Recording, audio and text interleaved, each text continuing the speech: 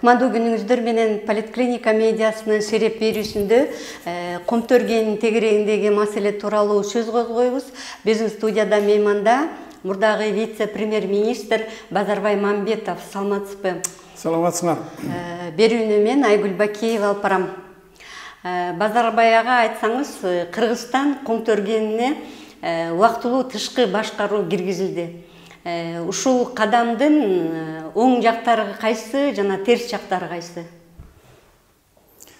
Биз Комтөргө тышкы башкаруу киргизебиз деп, Комтөрдү өзүбүз башкарып, пайдасын өзүбүз алабыз деп деген аракет менен кылып атат биздин бийлик.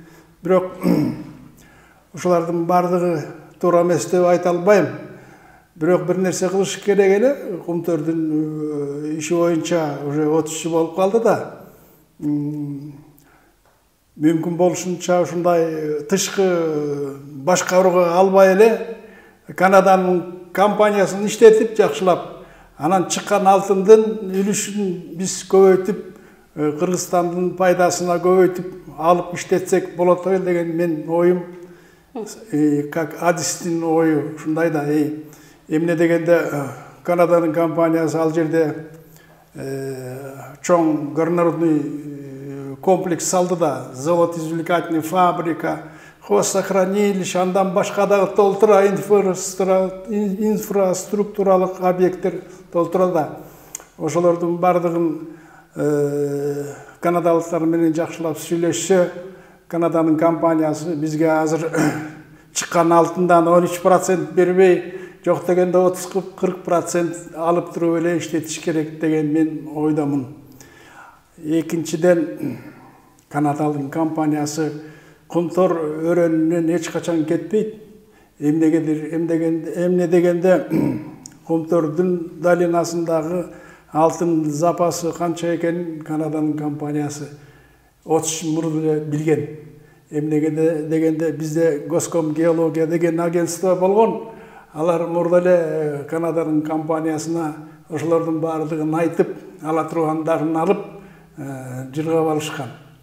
Ошондуктан мынагы 11 сентябрь 17 жылы, анан кийин 16 декабрь 17 жылы Сапар Исаков менен тиги Абылгазиев дагы эки участок бермедиби? Центральный деген азыркы иштетип аткан участокты канадалыктар бүтпөй атканда, аларга жанагы стратегический келишим, Комтөрдүн келишиммен деп, эки премьер-министр 17-19 жылы эки участок берди. В том числе жанагы Эрташ деген жанагы заповедниктин даже ошого чейин берип коюшту.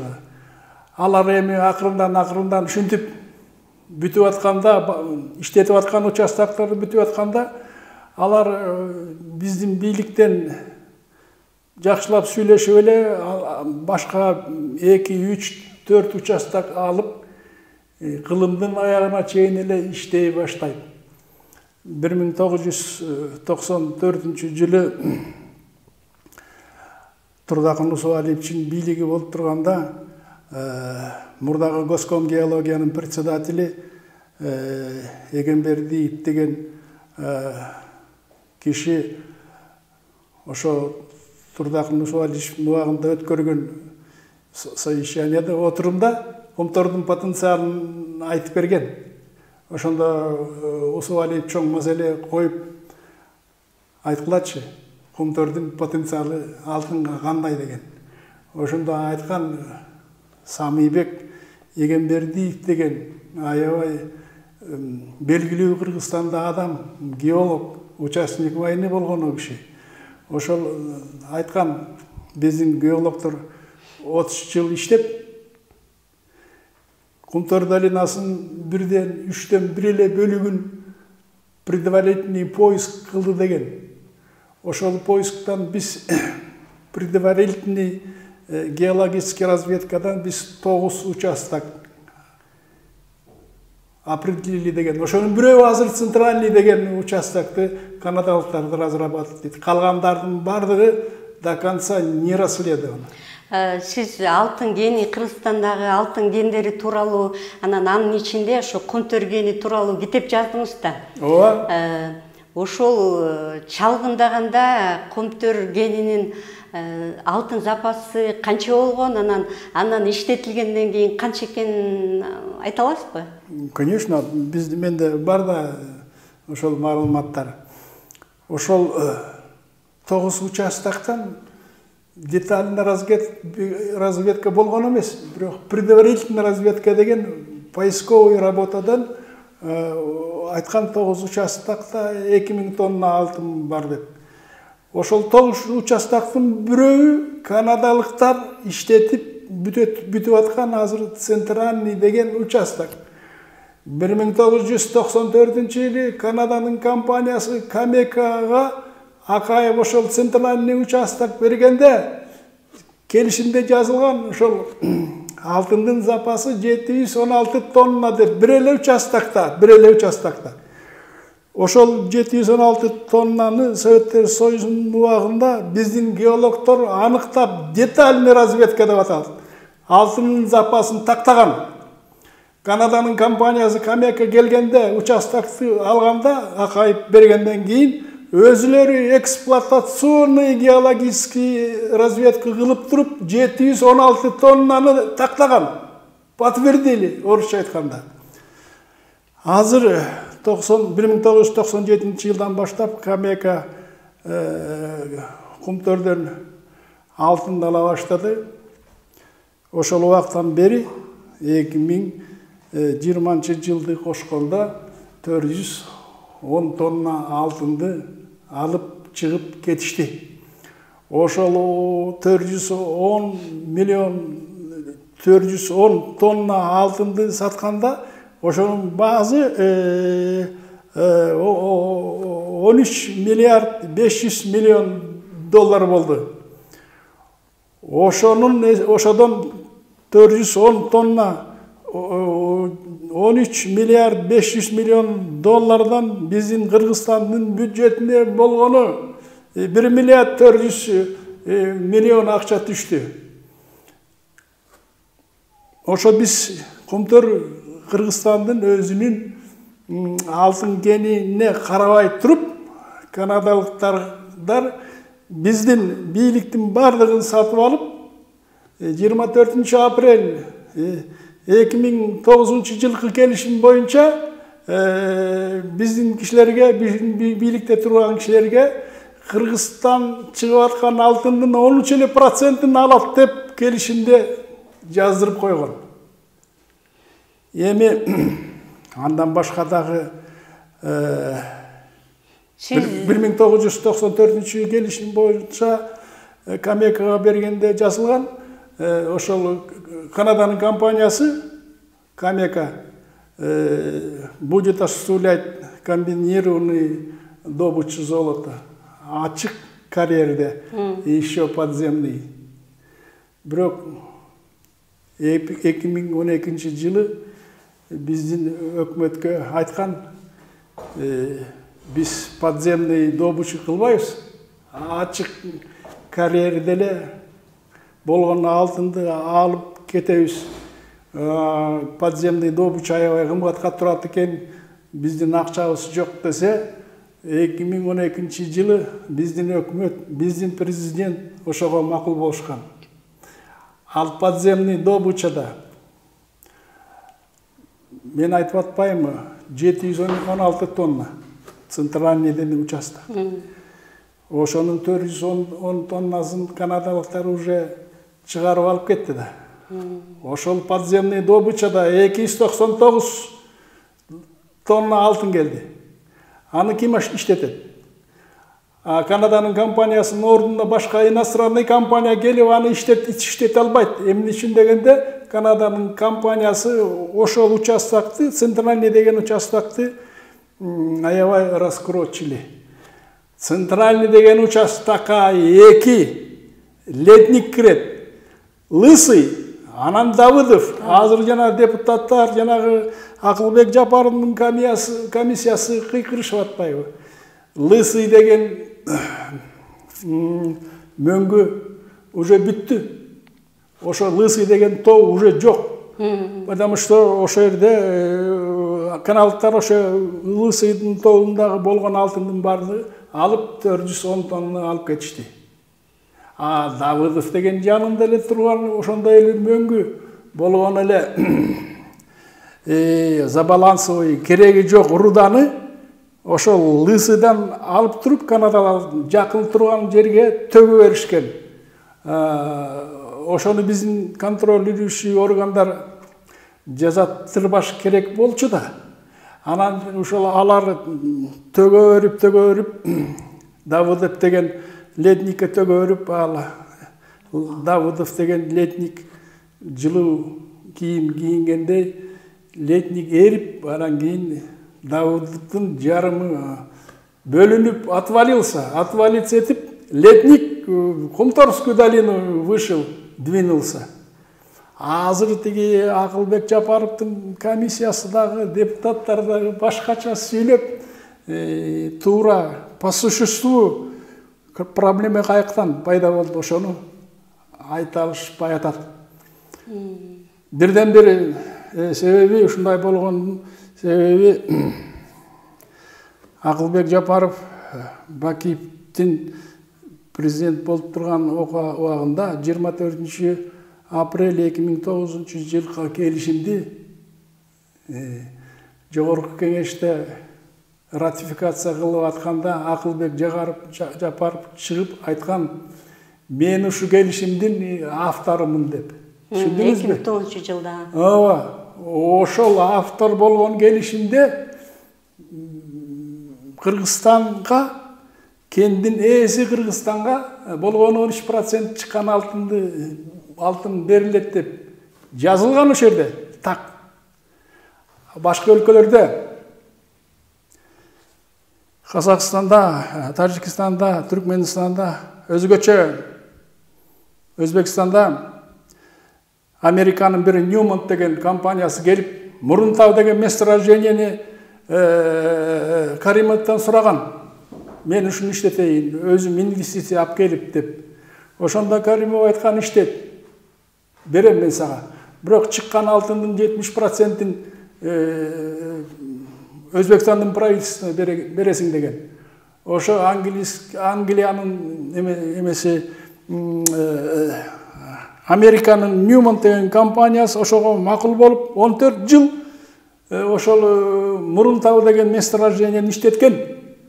70%-ин Өзбекстанга берип, өзү 30%-ин өзүнө алып. Сиз ошо 2009 жылдагы жана алтындын, казылган алтындын 13% эле Кыргызстанга калат деген убагында сындап келгенсиз да.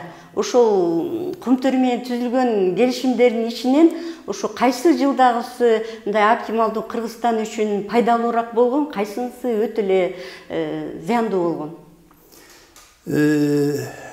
Чынды айтсак, Акаевдин убагында 94-жылкы 92-жылдагы келишим болгон.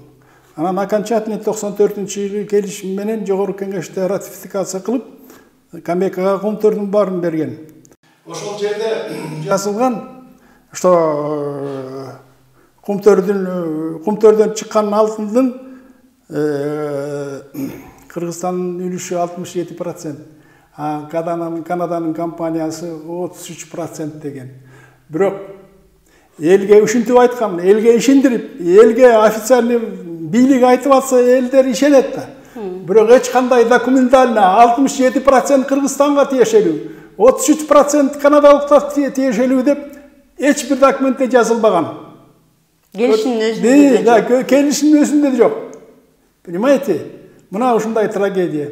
Анан кийин экинчи маселе. 10 жыл алтынды алып баштагандан кийин 10 жылдан кийин ошо Кумтөрдү управлениясын башкаруусун Кыргызстанга өткүзүп бериш керек болчу да.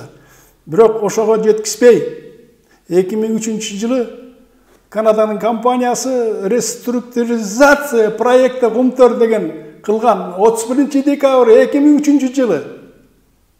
Билип, что 2007 жыл Жақын бал қалды. Кыргыздар могут потребовать, чтобы Кумтор вернули в управление Кыргызстана. Ошону билдирип реструктуризация кылса, кылгандагы преступный реструктуризация болгон. Акаевдин согласиясы менен. Ошон жерде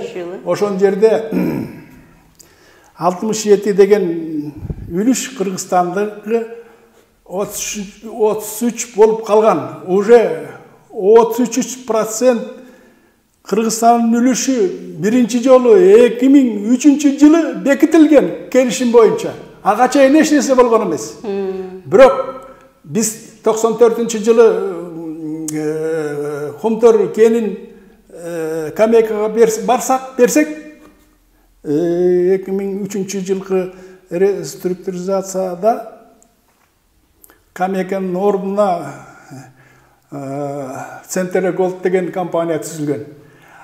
А Камека болсо өзүнүн үлүшүн $870 миллион сатып 2003 жылы Кумтор проектисинен чыгып кеткен. Бүт аларын алып кетип туруп анан башка компанияга берип, давай силер иштете бергиле деп ушундай иш кылган. Алардын биздин компания ошо жанагы Центрдагы биздин бийлик менен сөз таап, өзүлөрүнчө сүйлөшүп, коррупционный жол менен иш кылып,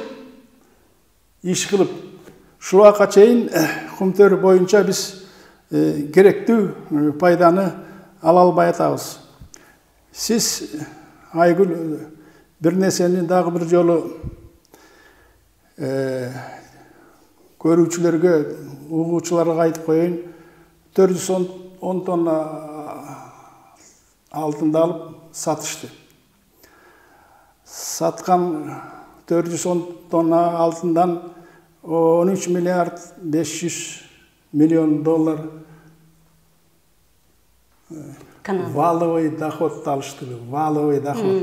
Прибыль эмес, чистый валовый доход. Ошо валовый дүң киреше. Ошо кирешетен Кыргызстандын бюджетине 13%-тин эсебинен, жазылган 13%-тин эсебинен болгону 11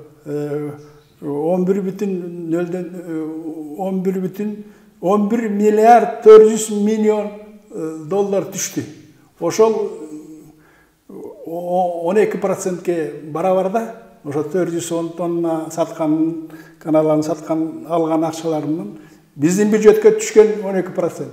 Башка өлкөлөрдө алтынды чет өлкөлүк компаниялар менен иштеткенде алтындын кендин ээси кеминде 60-70%. Дүң доходду пайданы, дүң доход алат, кирешени алат да. Мына мен Түркменстанда иштеп келдим, посол болуп ошол жерде Малайзиянын чоң компаниясы Түркменстандын бир чоң газовый месторождение, Галкыныш деген месторождениени иштетет да.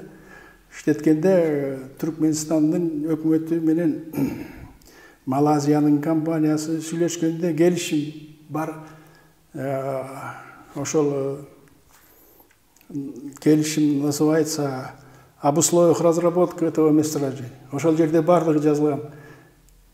Компания канчалат Түркменстандын компаниясы, Түркменстандын компаниясы 50% очищенный газды алат.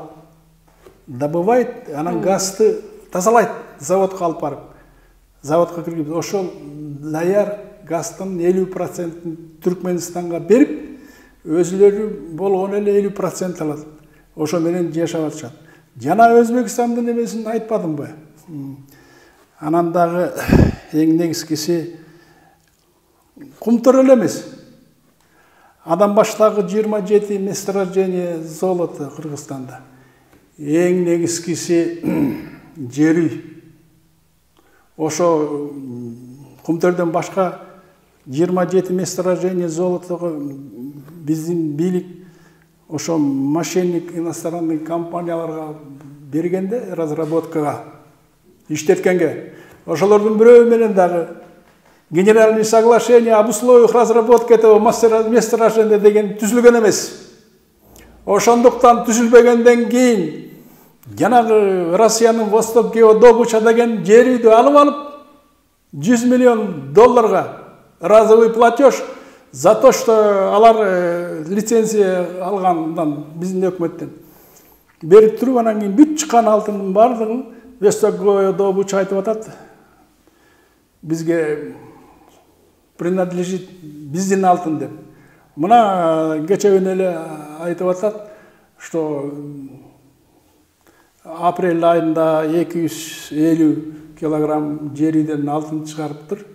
Май айында 300 килограмм алтын чыгарабыз дейт. Сатканга товарный золотону да.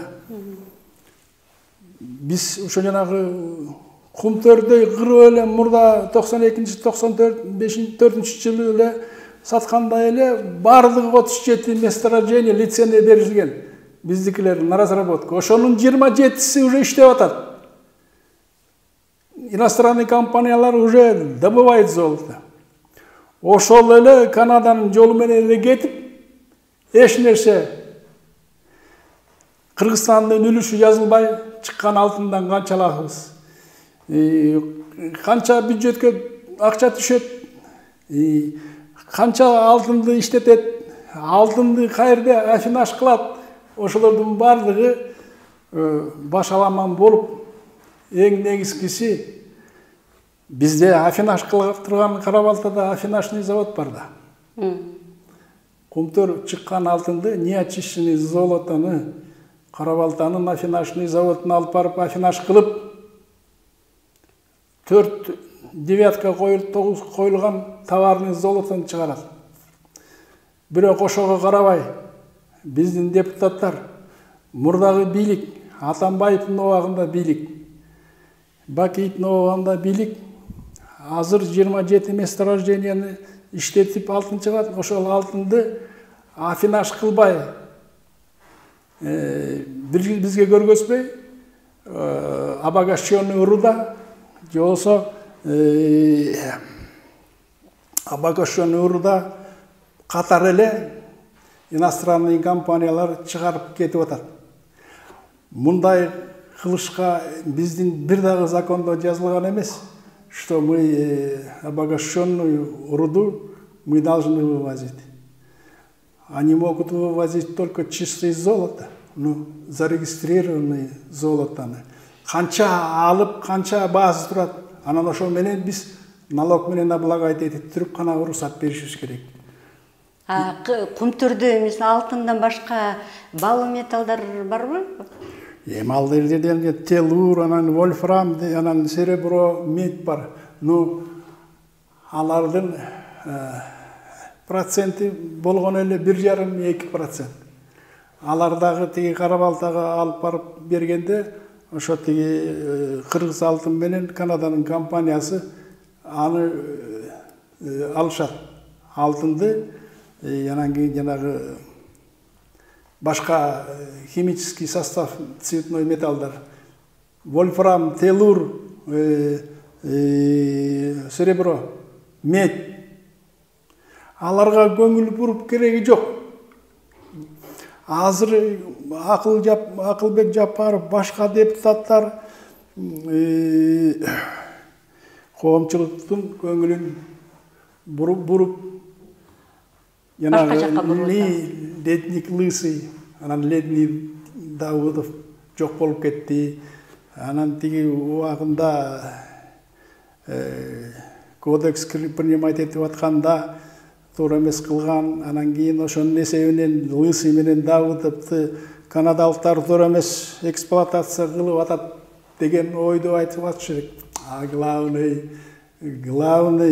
Главный Кумтөр кенинде чыккан алтындан Кыргызстан кендин ээси болуп туруп канча процентин алыш керек деген маселе коюш керек. Лысый болсо Давыдов өзү Акширавский ледниковый массивке кирет. Тем более это береговая линия. Ошол чоң массивтин жээги эле эки ледник. Ошондой ледник Акширакский ледниковый массивте 8000 ледник.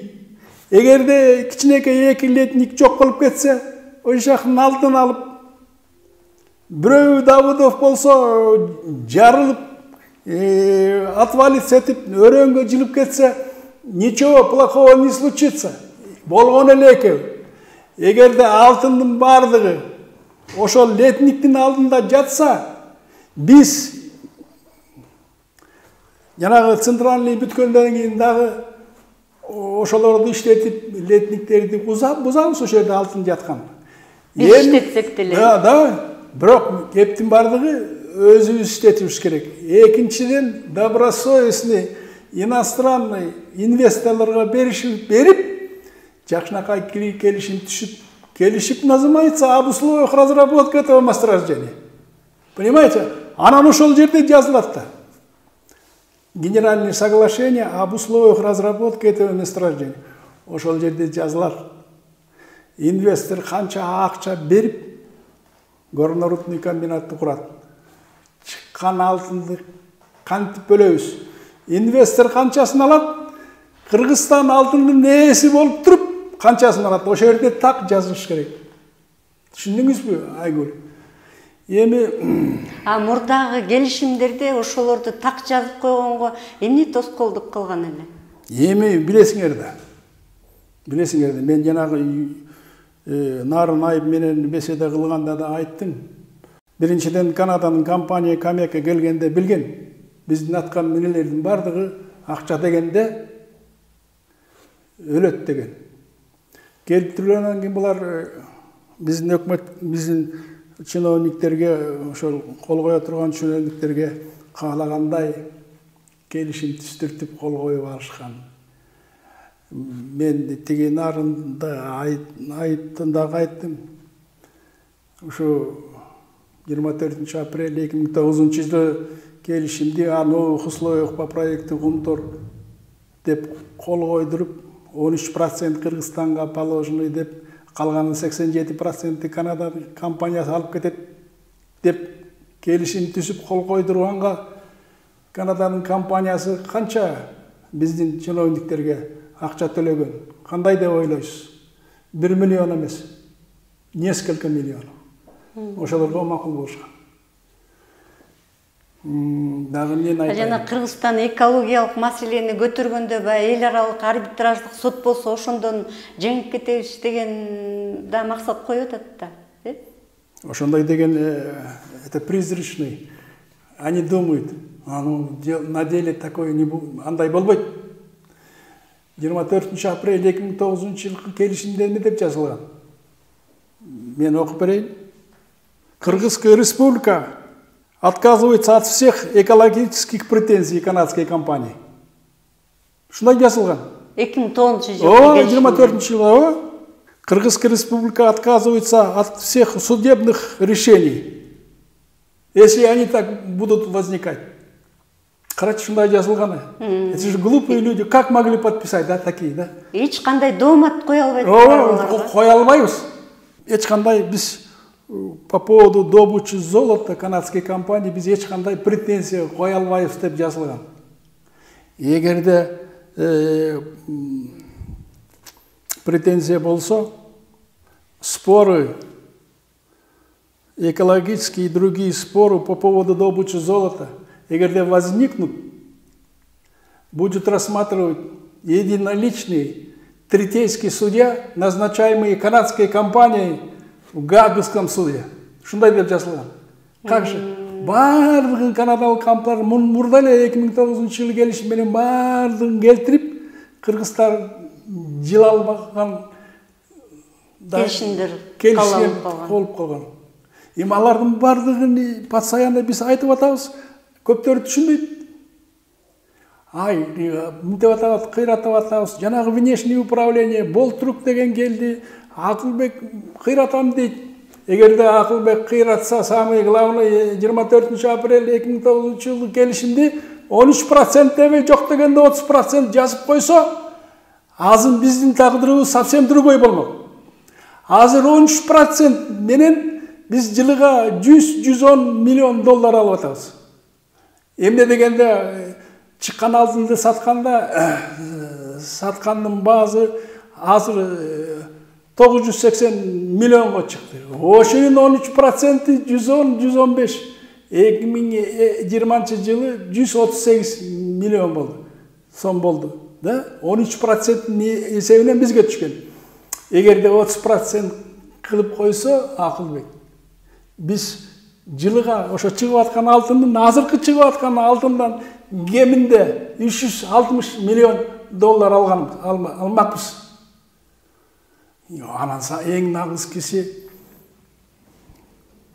канадский компания осуществляет у нас хозяйственную деятельность. Анан ошол соглашение менен Акылбек Жапаров Канаданын компания иштеп атканда Кумтөрдө освобождается от всех общегосударственных налогов деп экинчи жагынан да бошотуп атпайбы. Эгерде бизге 30% долясы чыгып аткан алтынды берсе, как биз кендин эсибизде. Анан кроме этого канадский компания, осуществляющая хозяйственную деятельность на территории Кыргызстана, еще 300 миллионов алган болуш керек. Салык. Ошондо эки салык, анан кийин биздин үлүшүбүз. Ошондо 600 миллион долларды жылыга биз спокойно эле алып турмакпыз. Ошону элдин бардыгы түшүнбөйт, депутат болсо түшүнбөйт. Акылбек түшүнгүсү келбейт, потому что Акылбектин мурда кылган иштердин бардыгын ушундай ар кандай башкаруу менен внешнее управление, экологические претензии, Октябрьский народный суттун экология претензия тигиндей мындай деп эле ишти сосуп дагы 5-6 жылга чейин эч нерсе кылдырбай коюп атпайбы. Эми Кыргызстан азыр ушул убактылуу тышкы башкарууну киргизип койду. Анан Кыргызстандын кадамдары кандай болуш керек мындан ары эми? В целом ошол тышкы эмени башкарууну киргизген мен туура эмес деп айтып атпайм. Канаданын компаниялары өзүлөрү башкарып, эми мына тышкы башкаруу ишин жанагы бөлтүрүктүн өзүн сотко берип атпайбы Канаданын компания. Моногу соглашениеге жазылган немеси менен. А тем более бөлтүрүк мурда Кумтөр оперейтинг компанияда иштеп акционер экен. Ошо кезде туура эмес иш кылып секретный информацияны таратып жиберген үчүн Канаданын компаниясы аттабады. Сотко берип атат. Онтарио. Онтарioда. Анан кийин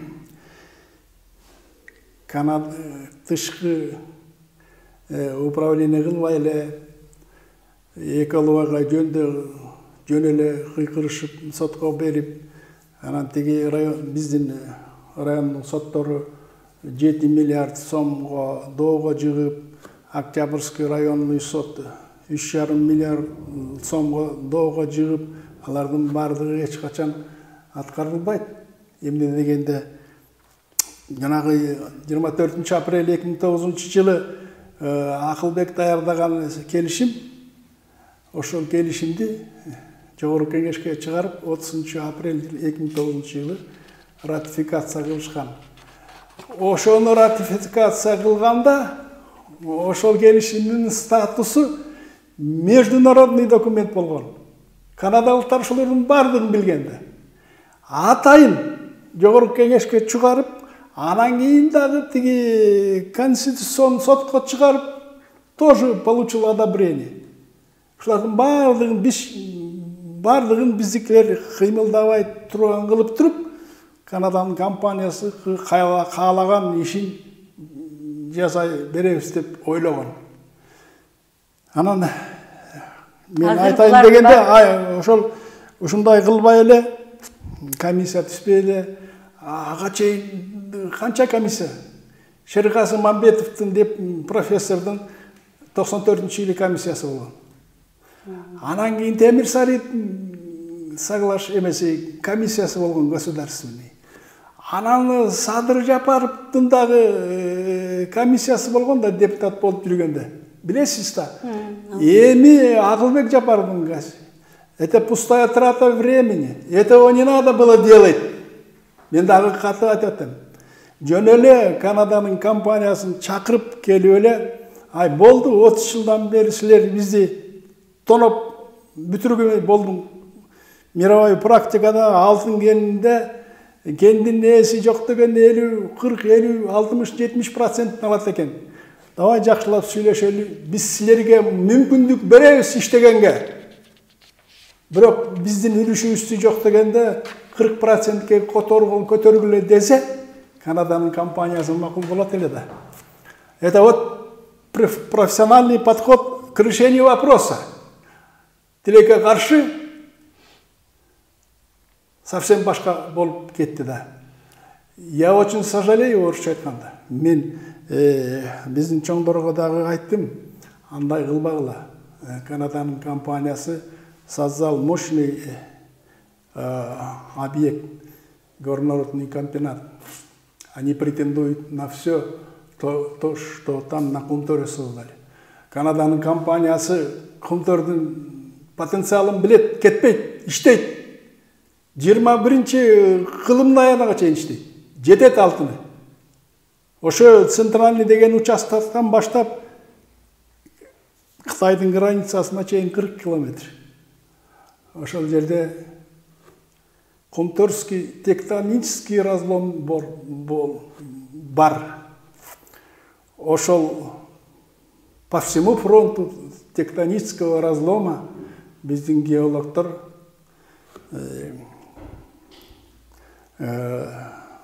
рудопроявление на золото табышкан. Предварительные геологические исследования бирок детально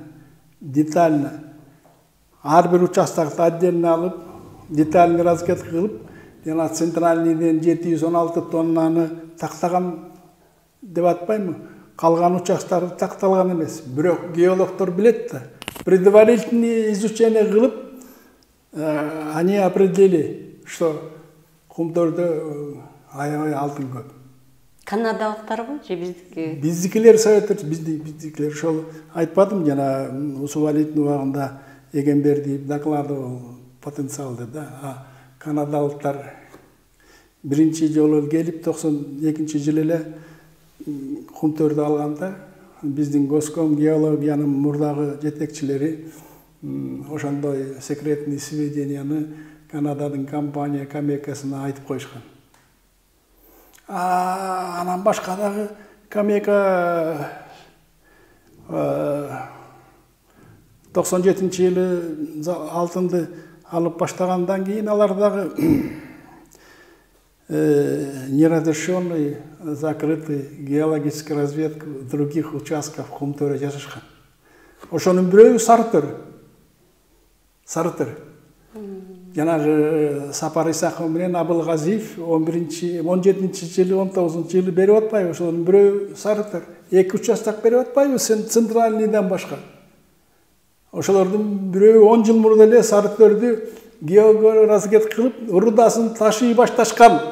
Ана биздин госинспекция барып силер эмне үчүн лицензиясы жок, самовольство менен заниматься этип атасыңар деп токтотуп коюшкан. Эми ушундун Кумтордун проблемасы биздин Кыргызстандын трагедиясы болуп калды. Кумтор ачылганда бардыгы биз ойлогонбуз, что Кумтор Кыргызстандын бактысына жаралды деп. Бирок тилекке каршы биздин аткаминерлер, биздин жетекчилер кылган ишинин аягында биз эч кандай көрүнүктүү пайда ала албай атабыз. 97-жылдан баштап жылыга 17, 18, 19 тонна алтын алат канадалыктар. Ошону сатканда орто эсеп менен жылыга 780-ден 980 миллионго чейин выручка алышат. Воловая выручка от продажи золота. Ошонун болгону эле 13%. 980 миллион долларга 19 тонна алтынды сатса, эмне үчүн бизге болгону 110 миллион доллар берет. Ошол 13%-ын эсебинен. аны эч ким ойлонбойт, депутаттар ойлонбойт. Акылбектин ою болсо башка. Мен айттым, кылган иштерин эптеп, ишти созуп, жаап кетиш. Биздин бийликте тургандар дагы түшүнбөйт. Негизгиси ушундай бир проблема возникает эткенде канадалык компаниялар эч нерсени эсептебей туруп, биздин бийликтеги адамдар менен жекече сүйлөшкөнгө аракет кылышат.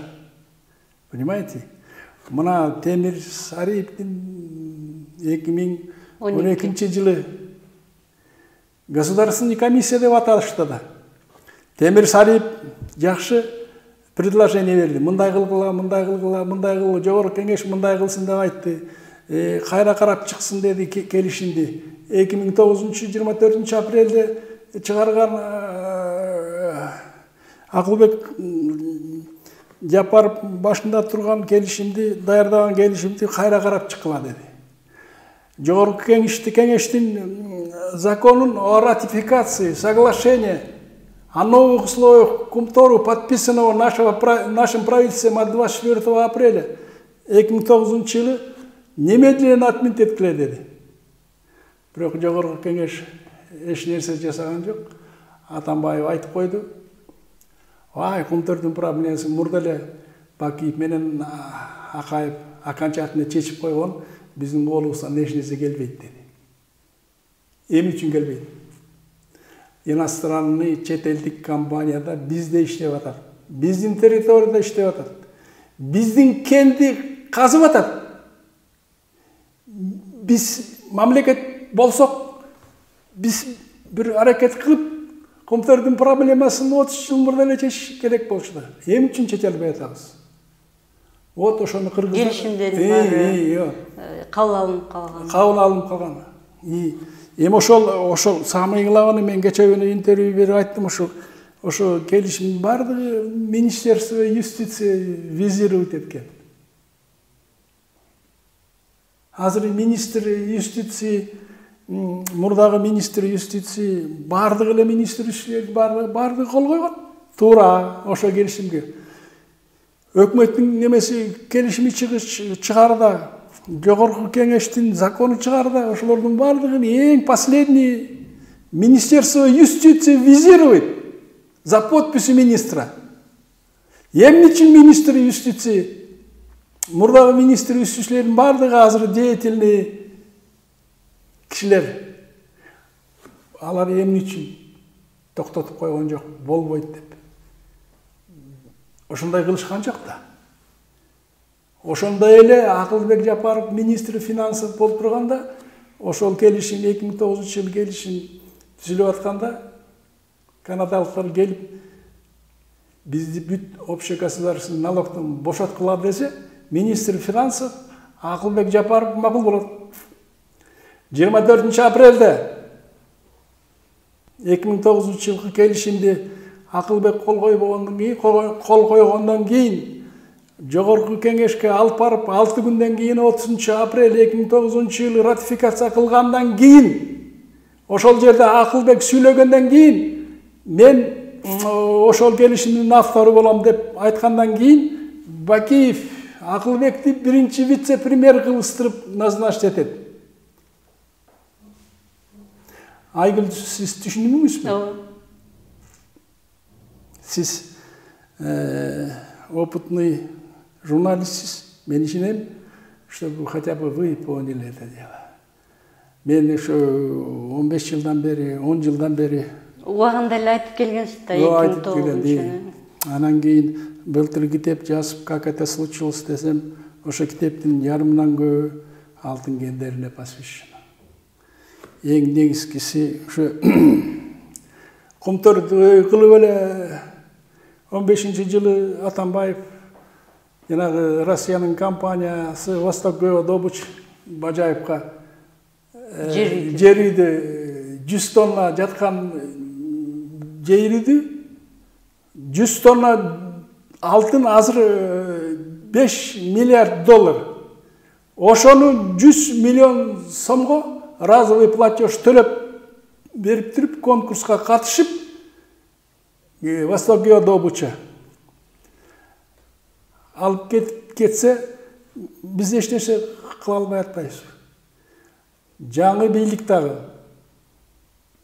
жакында эле онлайн режимде Путин менен бирге жер үйдүн иштеп башташын торжественный обстановка ачып атпайбы?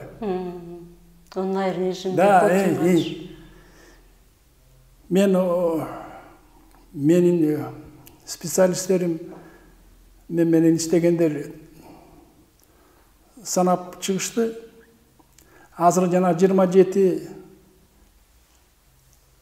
иштетип аткан чет элдик компаниялар иштетип аткан кендин бардыгы билет канча алтын чыгып, канча алтынды канча суммага сатып атат. Ошолордун баарын санап келсе, общегосударственный налог төлөйт иштеп аткандан кийин. Они осуществляют хозяйственную деятельность на территории Кыргызстана. Кыргызстандын закону боюнча налог төлөш керек. Экинчиси, биздин кенди иштетип алгандан кийин чыккан алтынды Кыргызстан менен бөлүш керек. Ошолордун баардыгын бүткүл дүйнөдөгү практика менен эле иштетсек да, биздин бюджетке дополнительно 100 миллиард сом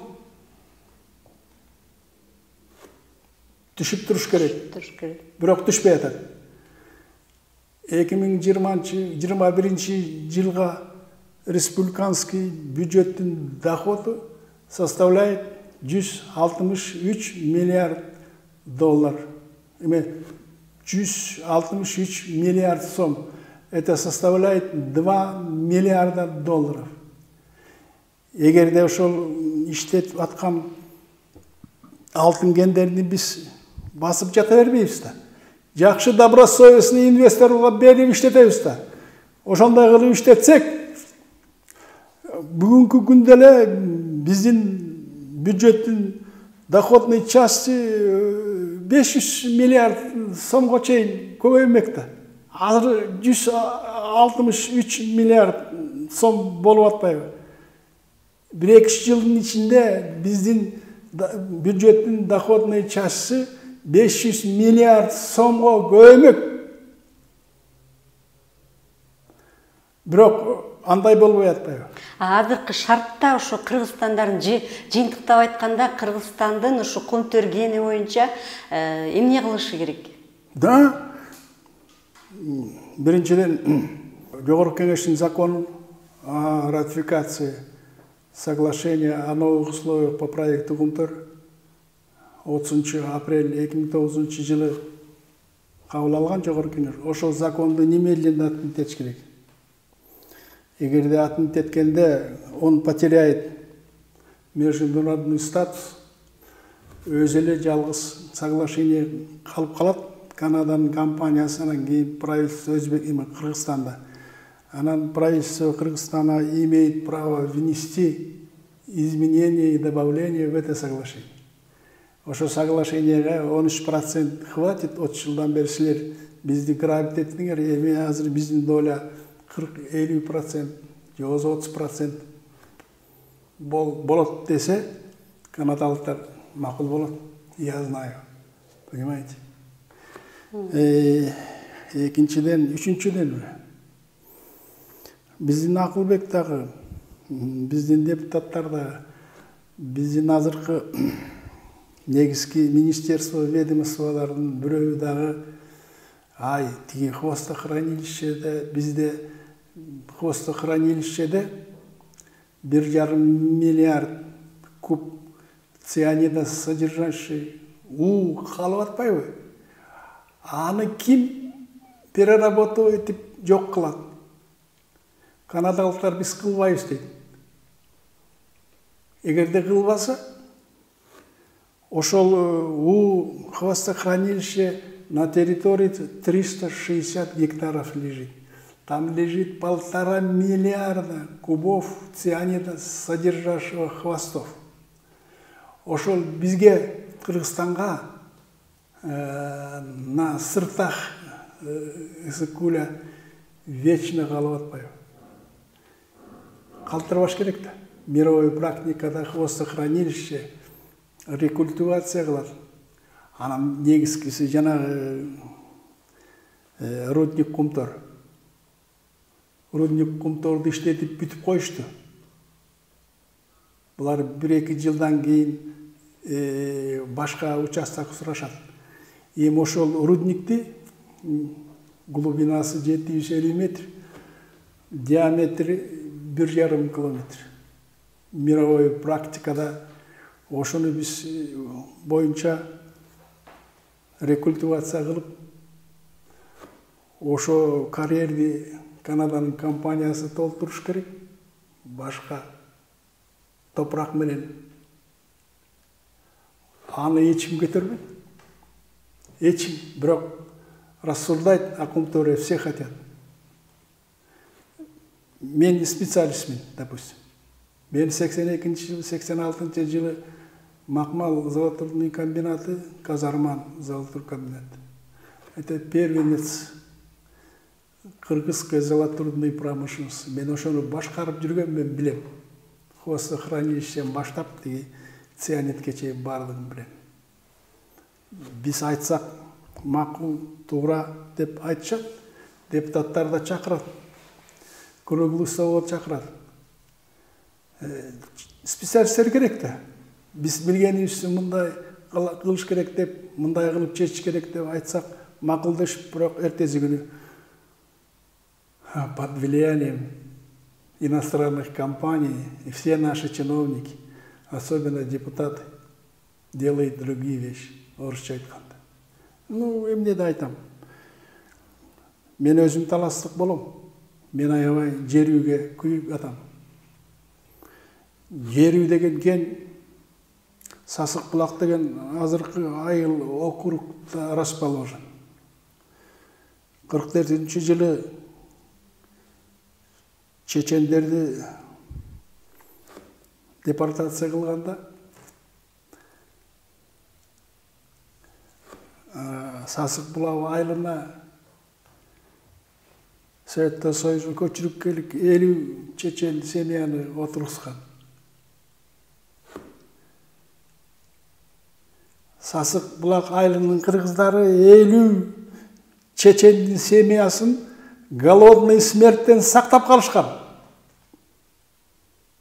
Мына эми жанагы Бажаев деген чечен Восток геодобычаны биздин кызматчыларга взятка берип $100 миллион бюджетке төлөп берип, $5 миллиард жаткан 100 тонна алтынды бардыгы өзүнкү деп азыр иштетип алып атат. 1995-жылы таласта Манас эпосунун 1000-жылдыгы болгон, билесизби, Айгүл? Ооба. Ошондо Чечендин президенти Жахар Дудаев келген. Дудаевди сопровождать эткен балдар, таластын кызматчылары айтат, ушу Сасык булакка келип, Караколго келип, чечендер жашаган жерде. Көргөскүлө деп айтты дейт. Ошол жерде жашаган, анан чечендер менен бирге окуп, бирге жашап калган айылдын балдары чыгып Жакарга айтат да. Ошол жерде отурган моноо деген деп айтат. Анан кийин аябай жакшы сөз айтып, демеле, я преклоняюсь перед кыргызским народом, который от голодной смерти спас столько чеченских семей, деп Жахар Дудаев айтты дейт. Эми ошол Бажаев бай болуп, Восток геодобычы менен жанагы жер үйдү алып эми бизге бир дагы чыккан алтындан бир дагы граммын бербей, бүт өзүм алам деп атат. Это честно? Айтыңызчы, Айгүл. Я считаю нечестно.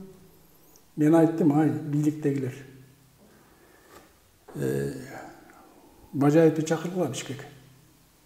Өзүңөр сүйлөшө албасаңар, билген кишилерди кошкула, мени кошкула. Потому что мен таластан.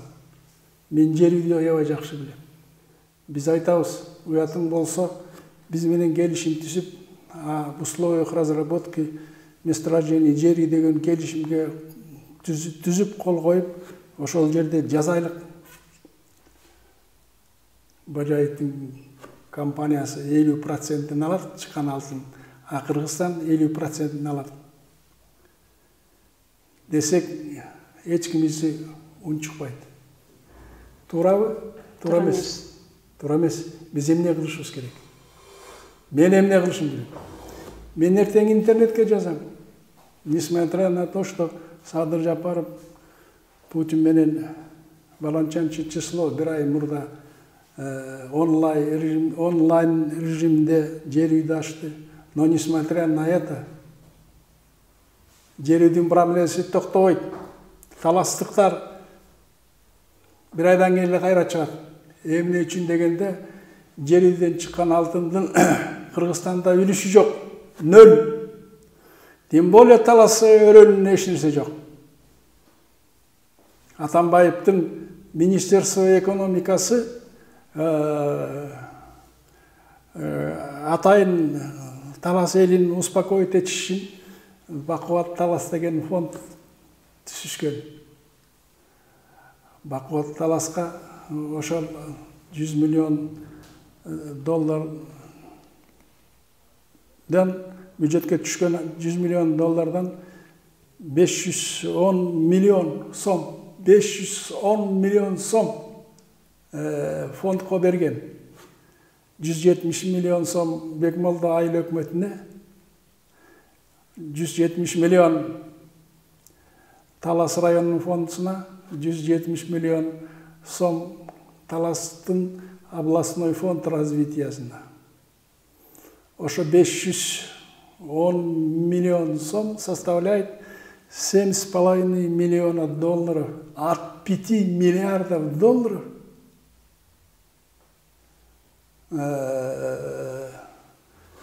из 100 тонн золота жерге. Это справедливо. Билген кишилер ешқачан. Таластықтар, я очень сожалею, таластықтарға барып, ошолордун бардығын бір күні менде дағы терпение лопнет орысшада. Барып айтам да, ай, мұндай болбойды, балдар. Егерде Бажаев кел албайса, келбейсе, ал тиги Путиндің тегерегінде кишилерге менен сөз таап, Путиндің тегерегінде кишилер Путинге башка информация беріп атат. Мен айттым, Садыр Жапаров Путин менен жолукканда айтыш керек.